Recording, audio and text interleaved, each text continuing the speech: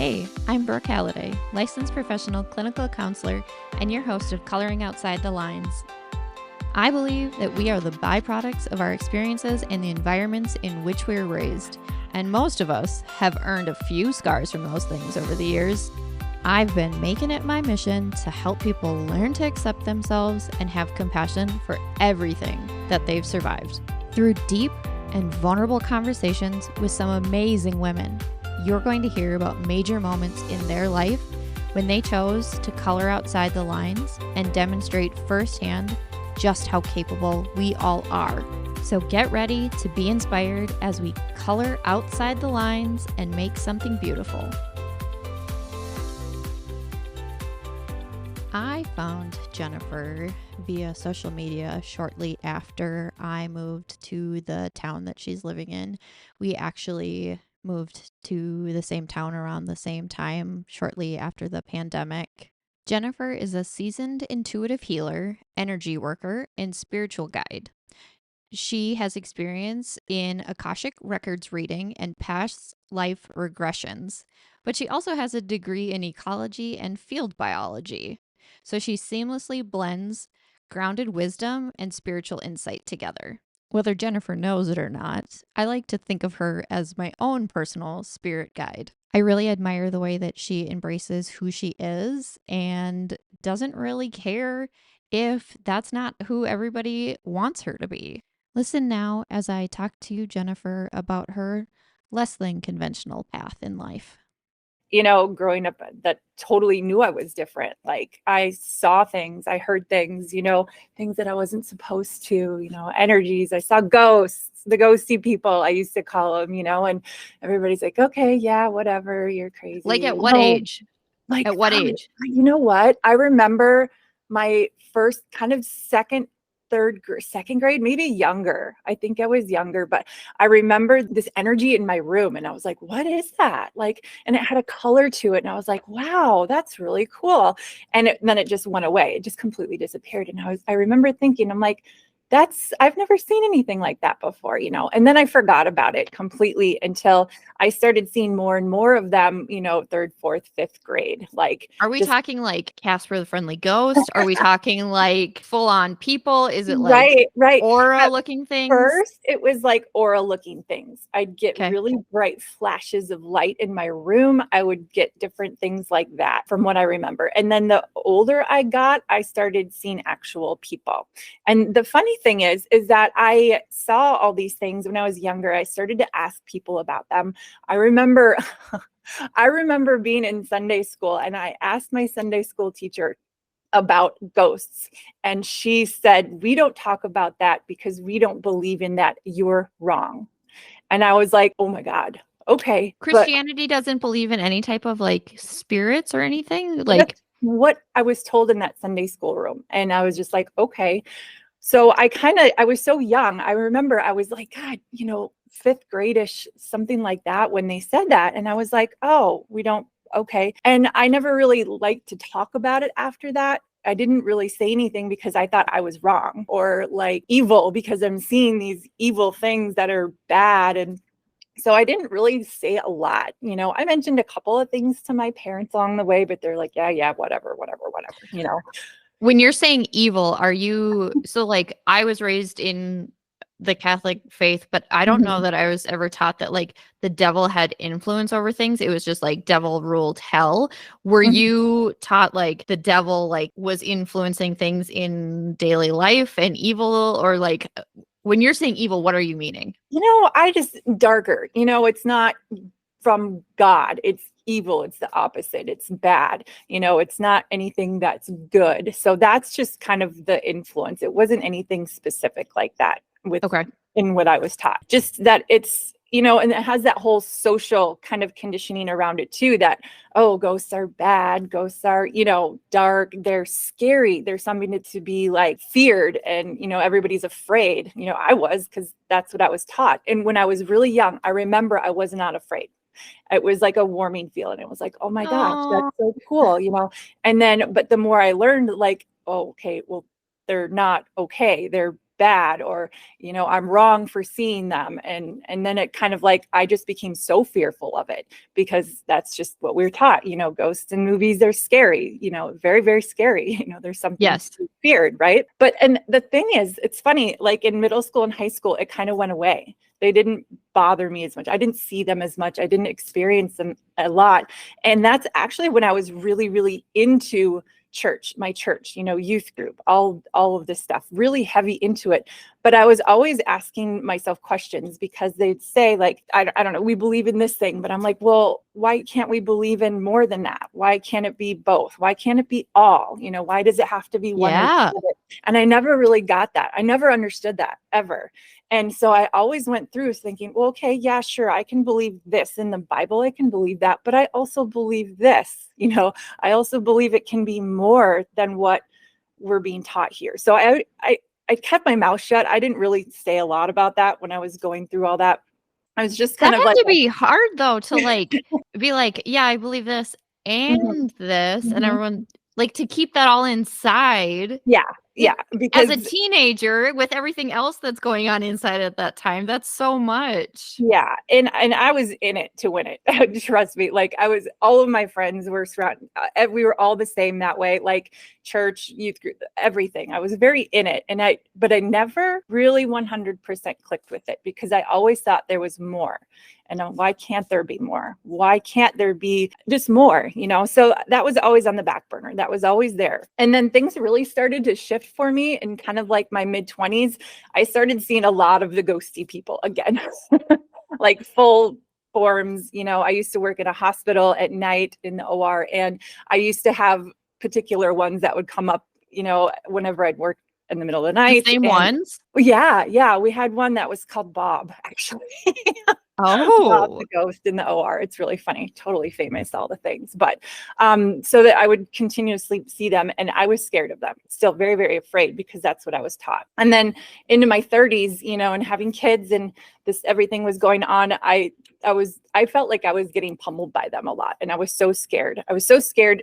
Like when I saw one, I would just drop to the kitchen floor and just like sit on my butt and like rock myself. And I would call my husband. I'm like, can you come home? There's somebody here. He's like, well, call the police. I'm like, no. The ghosty people, you know, like I saw them in full physical form. Sometimes I could hear them. They say things like, one of the last ones I remember, because I don't see them anymore. I don't want to, and I don't have to. So I perceive them, they're still around, but it's not my jam anymore, right? Mhm. But this guy I ran into in my living room, he was dressed in like these 80s clothes, like a tank top, a white tank top, and then red running shorts, and you know, the socks, the tube socks pulled up to his knees, and like he was going running, right?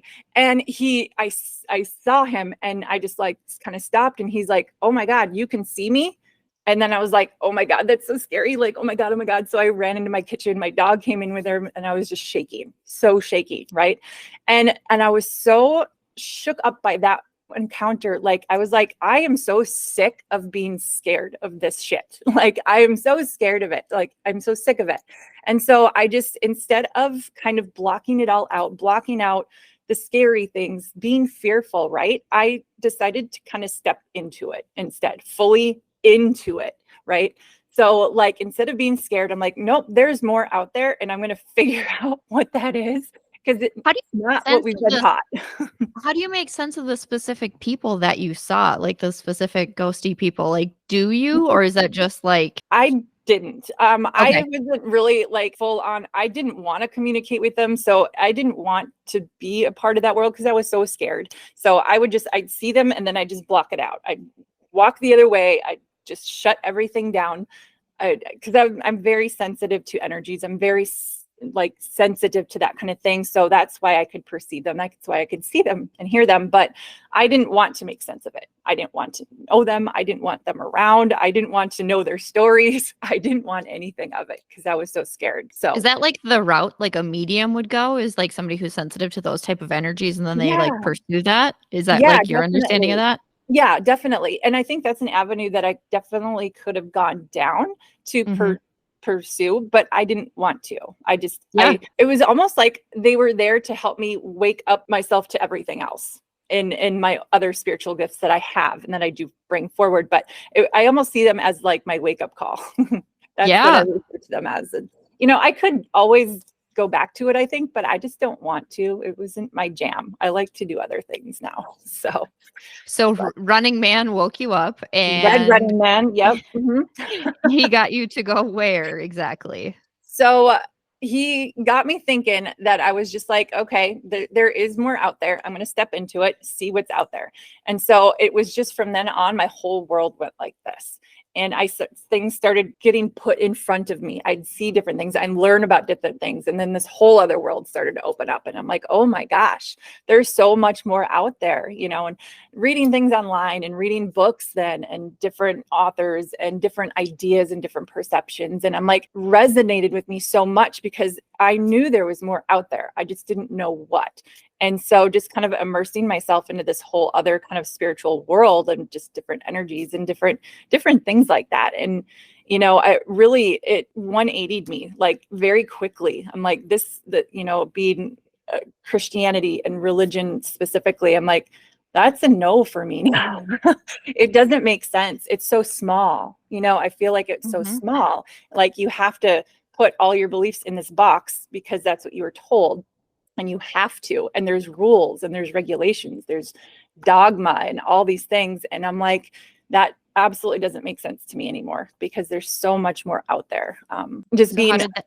How did that impact family dynamics when you said like, hey, this doesn't work for me anymore? And like you had kids at this time too, right? Yeah, they were pretty young at that time, you know, 5 and 2, I think, is when it really kind of ramped up like that. Yeah, my husband was fine. He's great to talk to. He's got a great, you know, perspective. He thought I was kind of crazy at first, but he's like, well, I believe that you believe what you see and whatever, but it's fine.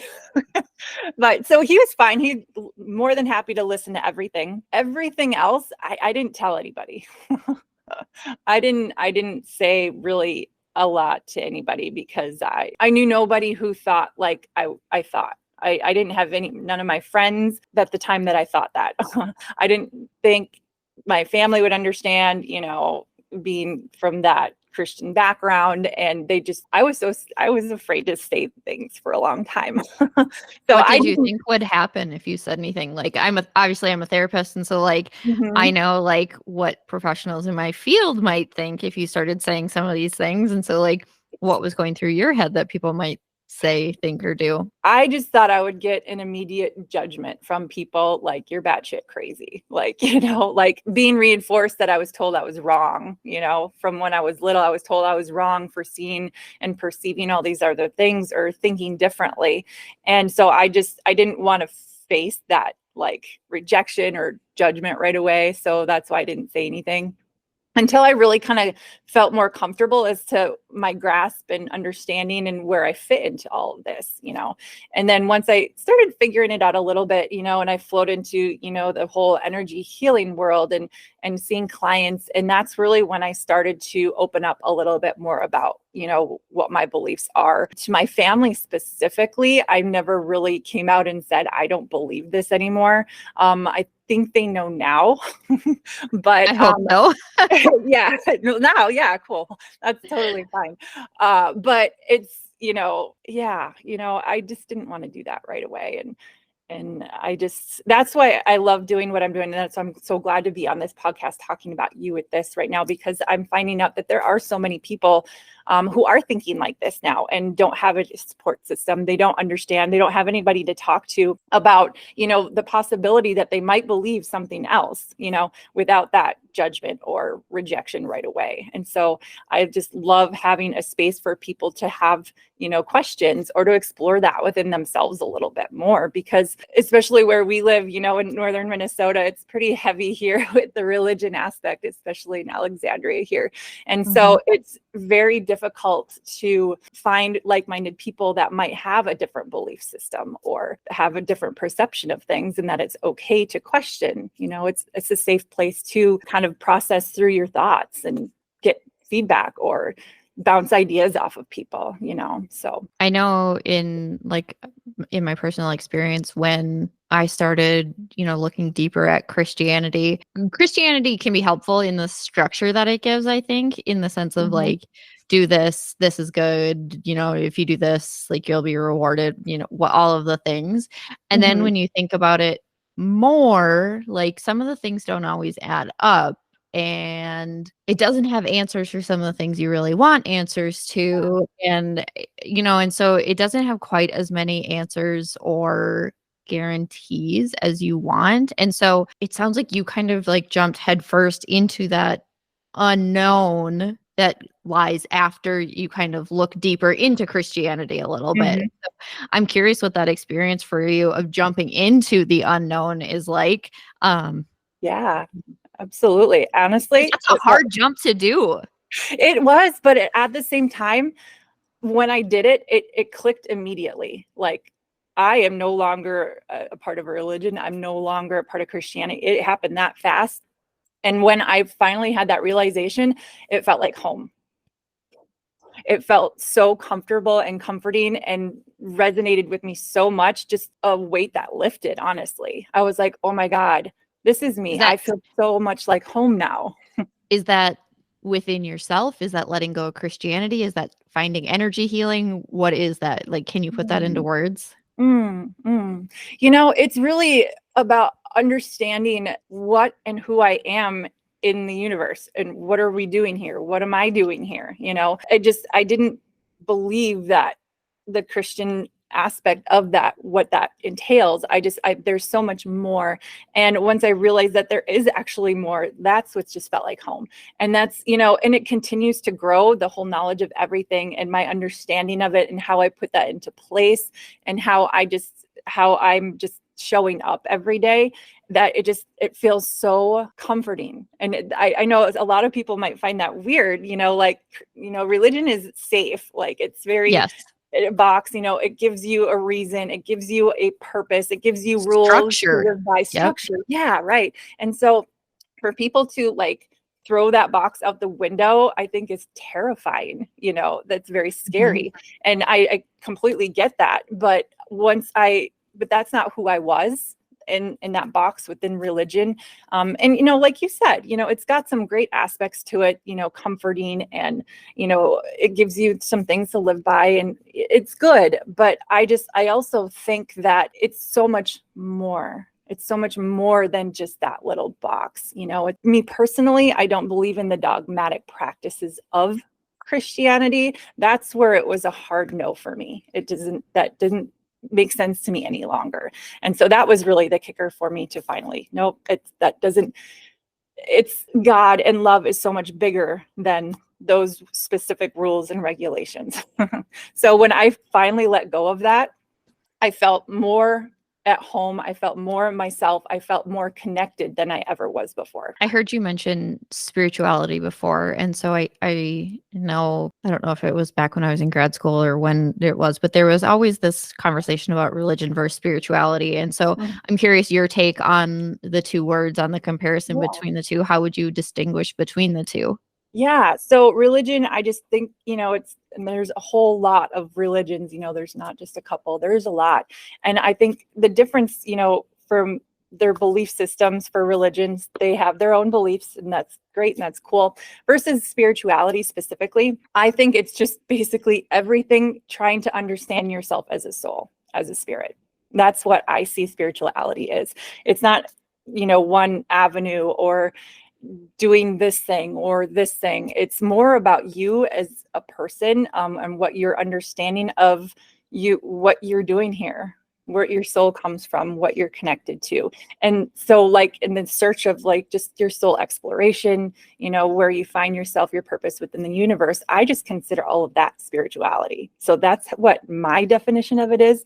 I know there's probably 1,000 of them, but that's how I see it anyway. I want to know more about souls and spirits, and I know you do like soul mapping. Is that what it's called? I give me information. I don't know what specific questions I want to know. I mean, I message you all the time and I'm like, tell me about Yeah. this, because I don't know things and I just want to learn it all. But like I'm so curious, like, the information that you've learned to make sense of the world? Because I mean, we're all just trying to make sense of things, right? We're all trying to do the best we can. And so I'm Mhm. curious the things you've learned to help you make sense of things along the way, to Mm. make sense of Mhm. yourself and the world that you're in, as being Mhm. somebody who is really out of the box, if we will, if we're going to use that Yeah, example. that's a great question. And it's like, it's not anything one specifically, but what I really found helpful in finding, that your path, everybody's so individual. And so what I really truly love teaching people and helping people with, and I have a lot of modalities to do that, but the bottom line of which I really want to help people with is understanding and listening to who they truly are. Underneath all the layers of who they should be or have been taught to be, I want them to live who they truly, really are. And so at the bottom of it all, that's what I do.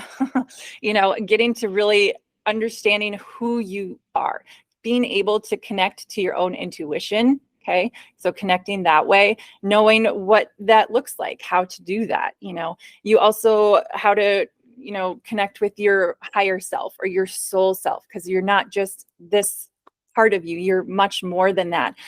You have guide teams on the other side, spirit guides. So I teach my clients how to connect with them, what they are, who they are, why they're there, how to connect with them. What does that look like? What does that mean?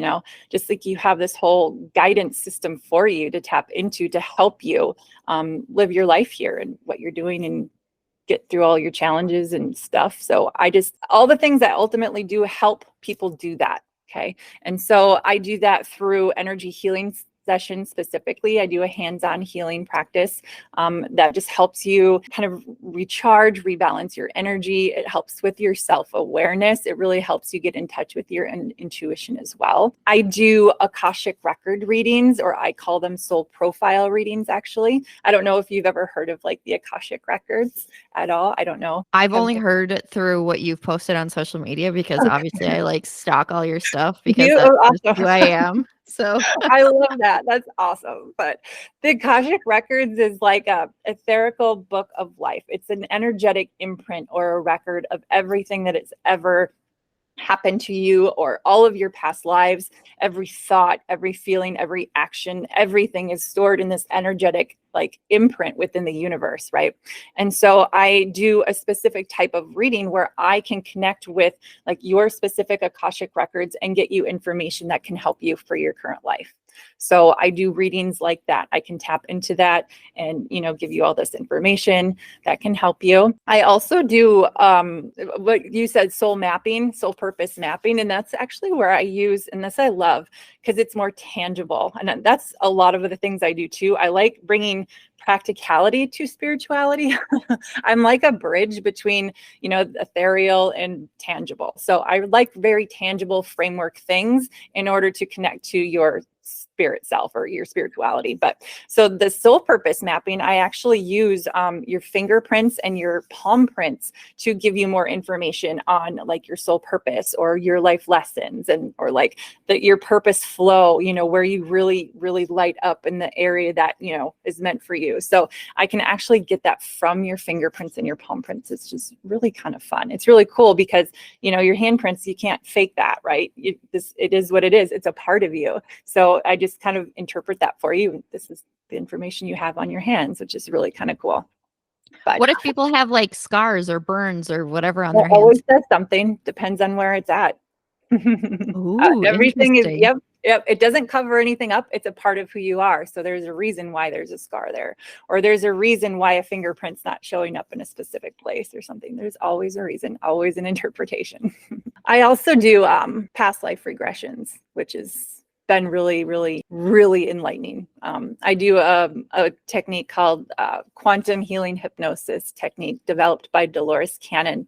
And so I've been doing that for about 2 years now. And that's where I take clients through past life experiences and these things. And that has just been so amazing to me to hear people's experiences and to hear what they go through and to what they're learning about in this current life from those past lives. That to me has been very fascinating.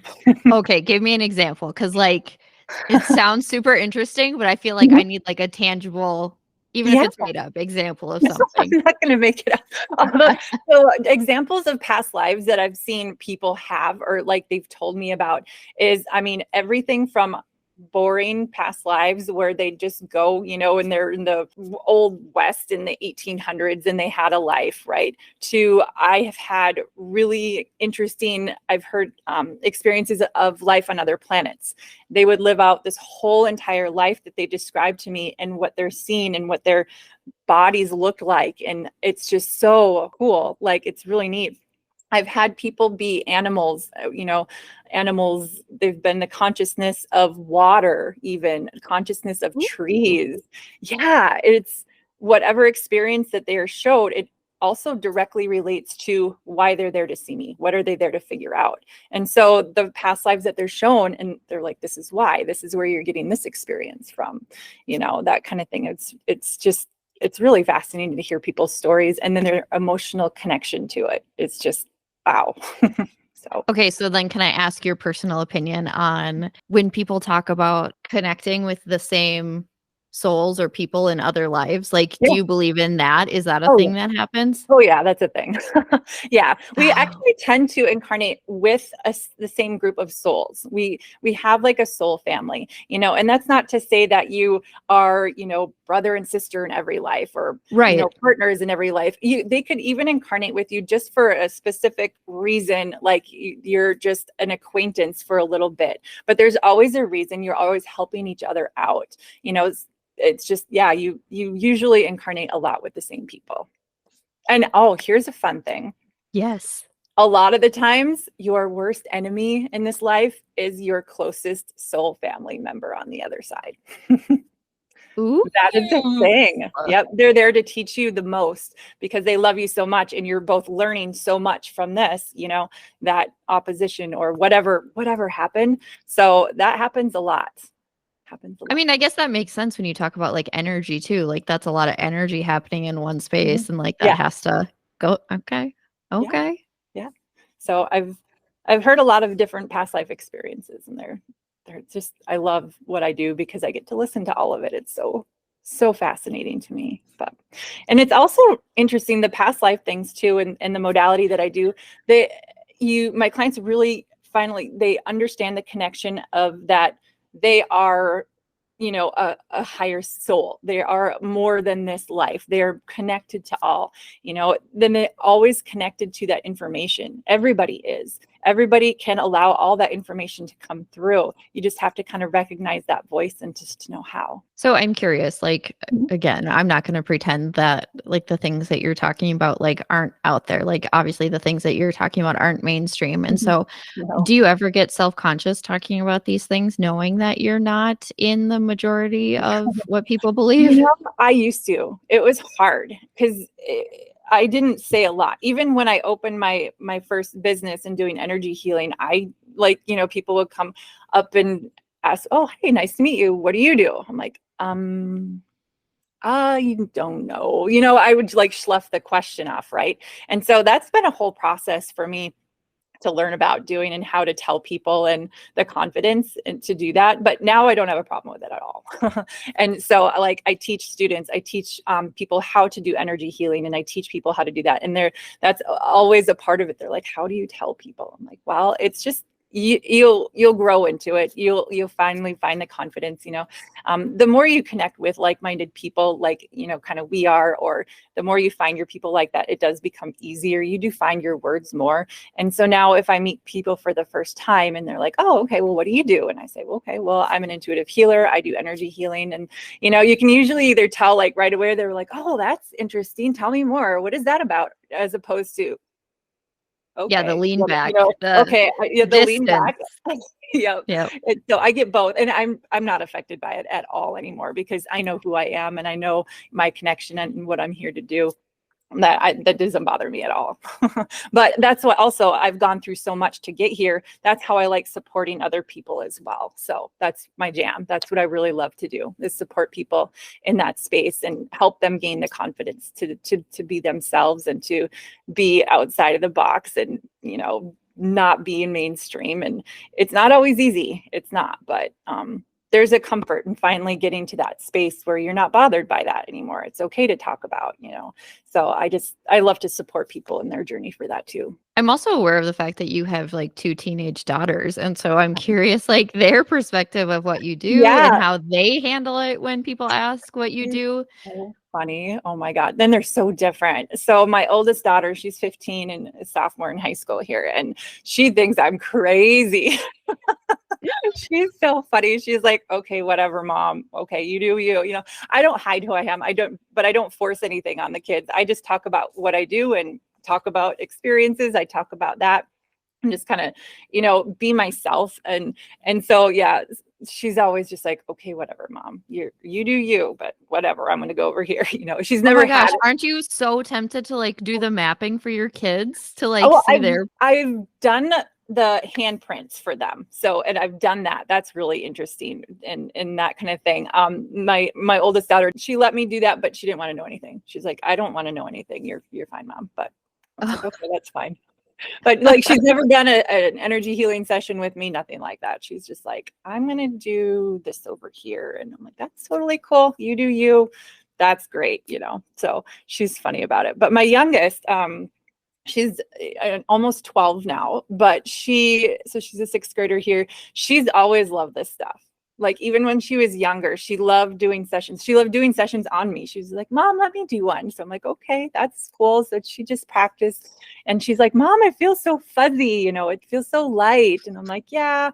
So she doesn't, she's gotten a little older now, but she still likes to listen to it a little bit. She thinks because she's getting a lot more understanding of, from her friends, and they all go to church and it's totally fine. But she's kind of like trying to balance that, what she's always known, to what she's hearing now. So she's still open to it. She likes to do it. She likes to be here and experience things and know things, but she's a little bit more guarded now, like hearing, I think, maybe some of the things that her friends are telling her, and that's totally cool. It's fine. So, but she likes all this stuff. She does. That's kind of fun to have Yeah. at least one who's like, I "Ooh, know. she's like me." Exactly. She is. She's very energetic. She's very sensitive to energies.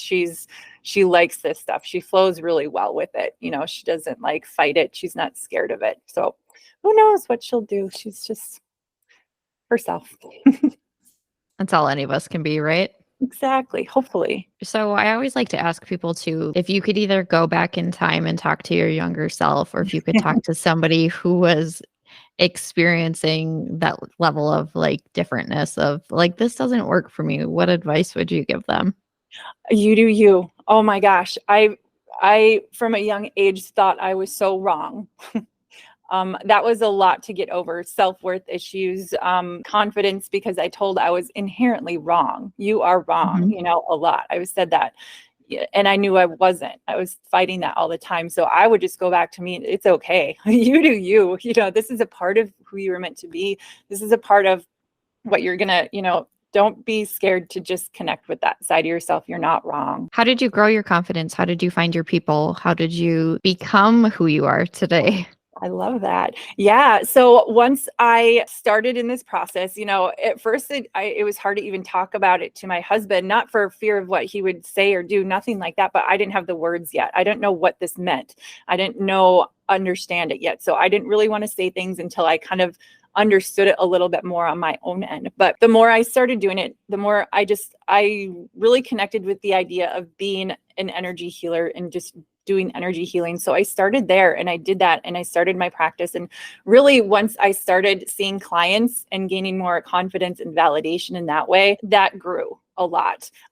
It's almost like the more you talk about it, the more people you connect with. You're putting it out there to the universe more. You find your people by starting to talk. I really, it's interesting. So I started my practice, my business in Helena, Montana, when we lived there, and we moved here to Alec in 2021. And I remember my sister actually asked me, she's like, well, what are you going to do here in Alec? I'm like, well, I'm going to do my business. I'm going to do this. She's like, well, you can't do that here. There's nobody like that here. You'll never make it. And I was like, oh, okay, well, that's okay. I do what I do. I am who I am. I can't change it. And I'm going to do it here. So I actually opened my office. And the second I did, I started getting connected with people here. just almost immediately I had phone calls. I had, just networking. They're like, oh my gosh, you're new in town. We don't know who you are. Come and visit us and come talk with us about soul purpose mapping. And I was like, oh my gosh, there's people everywhere, And so just kind of expanding, like, the hardest part is getting that started, using your voice and talking to people. That is the longest part that takes to get there, but you will find your people if you start to speak up, or find people online that you resonate with, in your town. Like, search up energy healing or whoever, whatever, to see what pops up online and what you resonate with, and just start connecting with people. The more you connect, the more you will become connected to other like-minded people, for sure. And then that's how you really gain the confidence in connecting with those people. You find your voice more because you're in a safe space. You can talk about these concepts and different things with people who are not going to judge you. They're not going to reject you. They love to hear your perspective, and you give each other support that way. And so that's really helpful in your journey for confidence and, just being who you're meant to be, for sure. Have you had those experiences where you've crossed paths with people, you've put yourself out there and people have judged you, rejected you, have had negative reactions towards you? Oh yeah. Yeah. It's okay though. So no matter what a person says, I already know what they're like feeling before their words even come out of their mouth. I'm very sensitive. That damn energy. I know I I know, feel it. right? Like, I already know, like, so you can't fake it with me. You literally can't fake it. I already know, So no, I've never had somebody to my face say, awful things, terrible things, but I know that they are thinking them and feeling them, because for one, I get the step back, like they want to create space, like, oh my God, no, and it was really funny. I laugh about it now. I'm like, okay, you do you, it's okay. Like, because I'm so confident in my connection and why I'm here and everything.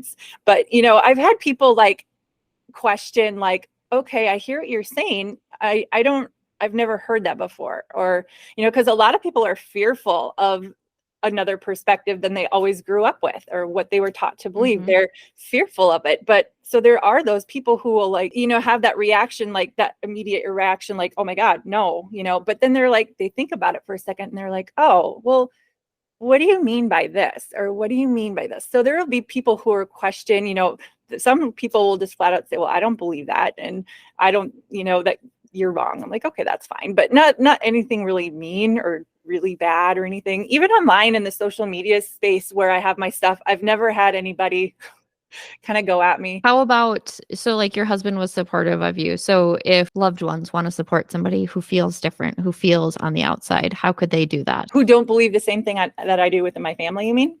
Yeah, What do sure. you mean? Like, yeah, like if parents, loved ones, so like clearly you believed in something bigger. So like if you were 8, 9 and you told your parents this, how could they have supported you? That's a good one. I would say I wished I would have heard, tell me more, tell me more about what you're seeing. Tell me more about what you think you're seeing. Tell me more about that, instead of just shutting it down, not believing me and saying that I'm wrong. That's what it would be. Tell me more. Tell me more is a big one. You don't have to say that, well, I don't believe that, so you can't talk about it. It doesn't do that. It just invite a conversation in order for those kids or those younger ones to express what they're actually feeling, instead of shutting that down, for sure. Conversation goes so much further than people realize. And that understanding just goes such a long way. For sure. Yep. Even just the invitation to be able to speak about something without, waiting for that rejection or that judgment, or being told that you're wrong, or we don't talk about that. I don't like that at all. I don't. I just, tell me more. Even if you don't believe them, that's okay. Tell me more. What do you mean by that? Talk about it. Yeah, it just shows a genuine level of interest in the person. Even if you don't subscribe to the same belief You got system, it. Yep. you can still love and support the person. Absolutely. Absolutely. Yep. For sure. And even though, what I really don't like is that the religion aspect, I was talking to my husband about this the other day, that it's so prevalent in our community and, where we are right now. It's like, it's considered good. It's good. Oh, you're religious. Oh, you're so good. And I'm Yes. like, I hate that. Because what does that make me? Bad? Like, I don't, Right. it's so prevalent here. And it's come up a lot in the last like couple of months of, oh, the religious people are so good, do good things. They're good people. And I just, ugh, my immediate reaction is just like, why do they seem so good? This doesn't make sense to me. I'm like, I'm not bad. Like, what does that make me? And then I get over it and I'm fine. But I just, It's that categorization of people again too. Like we want it to be black and white. We want, good and Mhm. bad, religious, non-religious. And the reality is when you look at people who identify as religious, Christian, Mhm. whatever the religion is, like even those people are on a spectrum in terms of like how engaged they are with their faith and, how closely they subscribe to those beliefs and stay in line with that, because I know a lot of people who say they follow one religion and their behavior very much says something else. And so it's Mhm. all a spectrum. And so, like, Mhm. I don't think either of us are here to bash Christianity or any type of Mm-mm. religion. It's just that Mhm. we can all be accepting of each other and that one isn't good or bad and that we don't have to be in a box. We can just all coexist. Yes, that's absolutely it.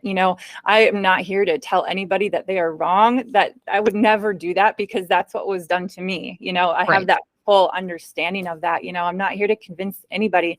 I just want to be here as a support system for those who are questioning what they're taught and what they maybe are no longer in alignment with, just a support system for those people. Thank you for sharing all of this with me. Oh, no problem. I You're just I think your experience is gonna just resonate with so many people because like I know my whole life I felt like I was on the outside and like I don't know how else to Mhm. describe it and people aren't necessarily watching this, but like it just felt like everybody was like here, like in the middle, and then I was like somewhere floating over Yeah. here and like it felt like I was all alone. But I know that there's other weirdos floating out here with me and I Yeah. just had to find them. You So got it. Yes, absolutely, and it's like, it's so nice that when you finally realize that you're okay being on the outside, and like start really truly being yourself, that's when all those connections like come in. You're like, oh my gosh, there are other people. Oh my gosh, I see that now. Instead of like hiding who you really were because you weren't in the box. You know what I mean? So it's just, how do you make sense of that? Is that fate? Is that energy that like draws those people into you? Because when you are like, I do believe that like when you're on the right path, like things start to fall in place. The right people Mhm, start to come into alignment with you. Like, is mhm. that faith? Is fate? Is that energy? What do you call that? I call that like I think a mixture of both. I don't know because I don't claim to know everything like and how it all works because it's so Yes, you big. do. I go But to you for everything. right. But I think also like once you put things into action, taking steps, physical steps, actually getting your voice out there, there's a reverberation of energy that the universe wants to support you now in that. It's like sending messages out that, okay, you're ready to go there. And so once you actually start doing things, not just maybe thinking it in your head, but start an action step or start by talking, saying the words out loud, even like this just starts like this reverberation of energy that then it's working to support you in that kind of thing. That's kind of what I believe. Well, thank you so much. Yeah, you're so welcome. Oh, this was fun, Brooke. Thank you so much for tuning in to today's episode. I know that the topics that we talk about on this podcast can be heavy and bring up a lot of emotions for people, and that's no reason to shy away from these conversations. If you're a fan of trying to get these conversations out to as many people as possible, I could use your help. Rating, reviewing, and subscribing to the podcast helps it reach more people. I always love to hear your feedback on the episodes that we put out and the topics that you want to hear more about. So head to www.redbirdcounseling.mn.com. From there, you can send me an email and join our online email community to get more updates about the podcast and everything happening mental health and Redbird Counseling. Be sure to also follow us on Instagram, Threads, and TikTok at Redbird Counseling MN and Facebook Redbird Counseling MN21. Until next time, remember you're not alone, your story matters, be kind to yourself, and don't be afraid to color outside the lines.